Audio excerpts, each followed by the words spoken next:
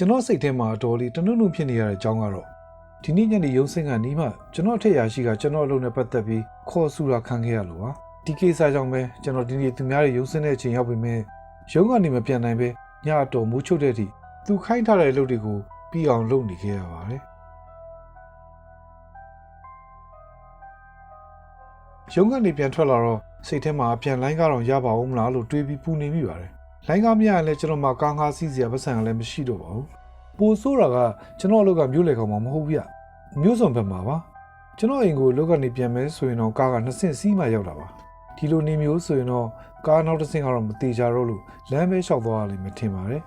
ကျွန်တော်ကားကြီးကိုရောက်တော့ကားကြီးမှာလူတယောက်မှမရှိပါဘူးစောင်းတွင်းဆိုတော့ပတ်ဝန်းကျင်တစ်ခုလုံးကလည်းအေးစိတ်နေပြီးမြူတွေလည်းစိုက်နေပါတယ်ညကလည်းအတော်မိုးချုပ်နေပြီဆိုတော့လူရှင်းတဲ့အစင်မဟုတ်ပဲရှိကိုမရှိတော့တာပါကျွန်တော်လည်းကားမှလာပါဦးမလားလို့စိတ်ထဲတထင်းထင်းနဲ့ကာလာမဲဘက်ကိုကြည့်ပြီးမျှော်နေမိပါတယ်ခုနကပြောသလိုပဲကျွန်တော်အထက်ရရှိကိုပဲစိတ်ထဲကနေချိန်ဆနေမိပါတယ်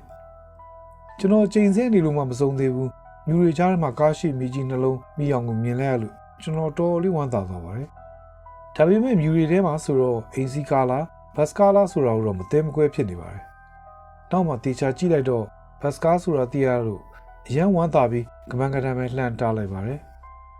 ဘတ်စကားကြီးရတော့ကျွန်တော်လည်းကားပေါ်ကိုတက်လိုက်ပါတယ်ကျွန်တော်ကားပေါ်ရောက်တာနဲ့ကားကစထွက်ပါတော့တယ်ကျွန်တော်လည်းကားကပတ်စံကိုထည့်လိုက်ပြီးကားနောက်ဘက်ကိုဝင်လာခဲ့လိုက်ပါတယ်ညမိုးချုပ်လို့ထင်ပါတယ်ကားပေါ်မှာခီးတွေကတိတ်မပါဘူးဗျကျွန်တော်အပါဝင်မှလူ4ယောက်လောက်ပဲရှိပါမယ်ကျွန်တော်ကနောက်ဆုံးနှစ်မှာထိုင်လိုက်တာဆိုတော့ကျန်တဲ့သူတွေရဲ့မျက်နှာကိုတော့သေသေးချာသတိမထားမိလိုက်ပါဘူးတနေ့ကုန်ပင်ပန်းထားတော့စိတ်ထဲမှာလည်းအိမ်ကိုအမြန်ပဲပြန်ရောက်ချင်းနေပါတယ်ကားပေါ်ရောက်တဲ့ကကျွန်တော်သတိထားမိလိုက်တာတခုကကားထဲမှာညီဆုဆုနဲ့အောက်တူတူအနှံ့ကြီးတခုရနေတာပါဒါကြောင့်ကားပေါ်မှာအကောင်တီတစ်ကောင်ဒါမှမဟုတ်ငါးစိမ့်နေများပါလာလားလို့တွေးနေမိပါတယ်ခက်တာကဘေးတကားကလည်းဖွင့်မရတဲ့ကားမျိုးဆိုတော့ပူဆိုးပါတယ်ကျွန်တော်လည်းကျွန်တော်ဆင်းရမယ့်မှတ်တိုင်ကိုအမြန်ရောက်ပါစေတော့လို့ပဲစိတ်ကဆူတောင်းနေမိပါတယ်ဒါကြောင့်ဘယ်ကူများရောက်နေရလဲလို့အပြင်ကိုကြည့်လိုက်တော့ကားရဲ့ပြင်ဘက်မှာကမြူတွေရမ်းကျနေလို့ဘယ်ကူရောက်နေလဲဆိုတာတော့မမြင်ရတော့ပါဘူးကျွန်တော်လည်းဒီလောက်တောင်မြူတွေကျနေတာကားသမားဘလူများမောင်းနေလဲလို့စိုးရိမ်သွားပါတယ်ကျွန်တော်ကသာစိုးရိမ်စိတ်နဲ့ပြာရခတ်နေတယ်ကျန်တဲ့ခီးတွေကတော့တယောက်မှလှုပ်လဲမလှုပ်စကားလည်းမပြောကြပါဘူးကျွန်တော်လည်းမြူတွေကြားထဲမှာကျွန်တော်ဆင်းရမယ့်မှတ်တိုင်ကိုကြော်သွားပြီလားလို့စိုးရိမ်သွားပါတယ်ကျန်တဲ့သူတွေကိုကြည့်ရတာကျွန်တော်လည်းမှန်တာပြောရင်စိတ်ထဲမှာတမျိုးကြီးဖြစ်နေတာမှန်ပါပဲကျွန်တော်လည်းကောင်းမောင်းတဲ့သူကိုထပြီးမေးမယ်လို့စဉ်းစားပြီးမှထမယ်လို့ခွန်ဩကနေတစုံတစ်ခုနဲ့ညှိသွားလို့ငုံကြည့်လိုက်တော့ကိုယ်ထဲမှာကလေးတစ်ယောက်ကိုတွေ့လိုက်ရလို့အရင်ပဲလန့်သွားပါတယ်ကလေးကသူ့ပါးစပ်ဝါမှာလက်ညှိုးကိုကပ်ပြီးပြပါတယ်သဘောကတော့အတန်မထွက်နဲ့ပေါ့ကျွန်တော်လည်းကြောင်ပြီးကြည့်နေမိပါတယ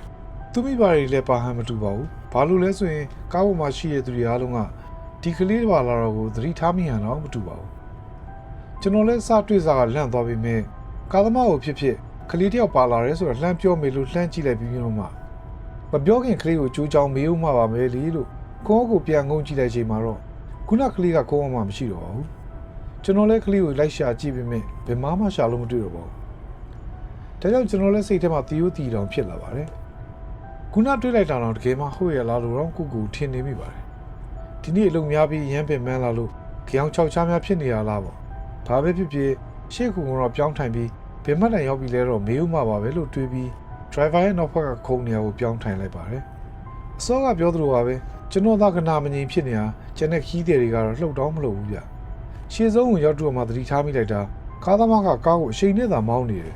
တကယ်ကတော့ကားရွှေ့ဘက်ကိုမြူတွေကြောင့်ဘာမှတဲတဲခွဲမမြင်ရဘူးဗျကားလမ်းကရှင်းနေလို့သာတော်တော့တယ်နှုံးမဝင်တစ်ခုခုနဲ့ဝင်တိုင်းမှာတေးကြပါတယ်ကျွန်တော်လည်းမနေနိုင်မထိုင်နိုင်နဲ့နည်းနည်းအချိန်လျှော့ပါအောင်လားဗျလို့ကားသမားကိုလှမ်းပြောလိုက်ပြီမြဲကားသမားကတော့ကျွန်တော်ပြောတာကိုမကြားလို့ပဲလားဂီယူပဲမဆိုင်တာလားမသိဘူးအချိန်ကိုတစ်စက်မှမလျှော့ဘူးဗျကျွန်တော်လည်းကြောက်လာတဲ့ကားသမားကိုရက်တော့ဗျကျွန်တော်ဆင်းတော့မယ်လို့ပြောလိုက်ပါတယ်ဒီတစ်ခါတော့ကားသမားကကျွန်တော်ပြောလိုက်တာကိုကြားရထင်တယ်ကျွန်တော်ဘက်ကိုလှည့်တော့မကြည့်ပေမဲ့ကားကိုရက်လိုက်ပြီးတကားကိုဖွင့်ပေးလိုက်ပါတယ်ကျွန်တော်လည်းကားပေါ်ကနေကမန်းကနန်းဆင်းလိုက်ပြီးနောက်ပြန်လှည့်ကြည့်လိုက်တော့ကျွန်တော်စီးလာတဲ့ဘတ်စကားကမြူတွေထဲကိုမောင်းဝင်ပြီးမြင်ကွင်းကနေပျောက်သွားပါတော့တယ်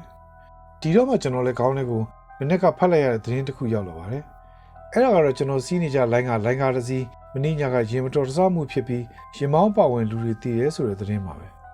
ဒီတော့မှကျွန်တော်ခုနစီးလာတဲ့ကားကအဲ့ဒီမတော်တဆမှုဖြစ်ထားတဲ့ကားဖြစ်မယ်လို့တွေးမိပြီးချက်သိမ်းနေထလာပါတော့တယ်